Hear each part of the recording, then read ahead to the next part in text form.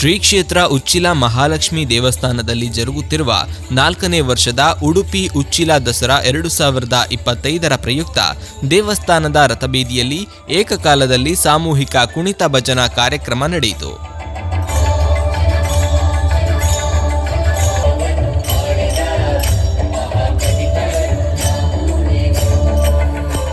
ಉಡುಪಿ ಮತ್ತು ದಕ್ಷಿಣ ಕನ್ನಡ ಜಿಲ್ಲಾ ವ್ಯಾಪ್ತಿಯ ಸುಮಾರು 50ಕ್ಕೂ ಅಧಿಕ ಕುಣಿತ ಭಜನಾ ತಂಡಗಳು ಪಾಲ್ಗೊಂಡಿದ್ದವು.